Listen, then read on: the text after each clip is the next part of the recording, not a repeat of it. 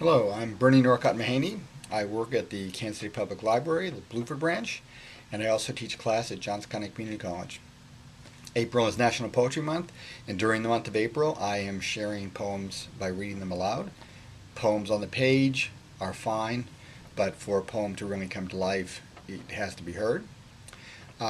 Today I'm going to do two very short poems by two poets of the modernist school. Ezra was an American poet.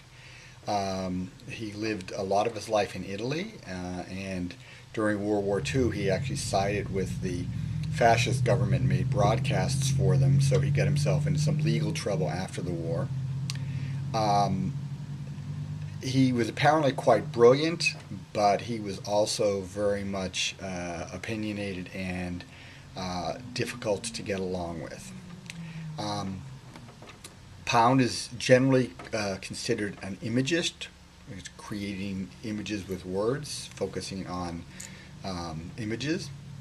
So we'll read a poem by Ezra Pound, and then I also have a short poem, the only short poem that I know, like really short poem, of T.S. Eliot's that I know. And T.S. Eliot was also a modernist. He was a friend of Pound's, or he knew Pound. He dedicated his Wasteland to Pound, his most famous poem. So that says something. Now both of these poets are 20th century poets, so I had to pick works that were early enough that they were public domain works. So there's lots of good poems by Pound out there and by T.S. Eliot, and I encourage you to consider looking those guys up and getting some of their poems. I think you can even get recordings by them.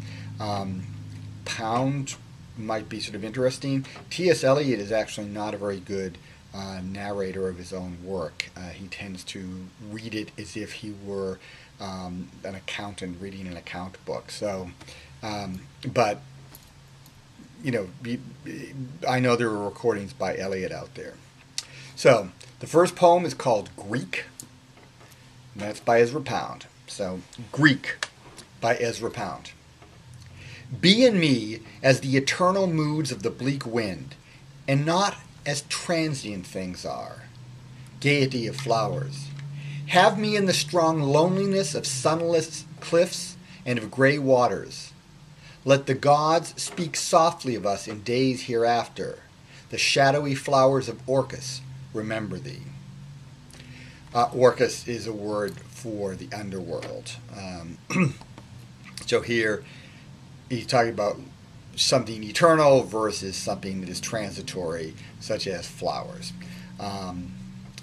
The T.S. Eliot poem is called the Boston Evening Transcript. The Boston Evening Transcript doesn't exist any longer. It was a newspaper at the time that Eliot wrote the poem.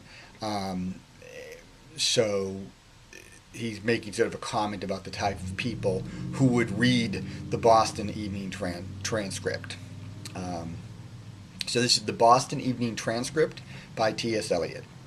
The readers of the Boston Evening Transcript sway in the wind like a field of ripe corn.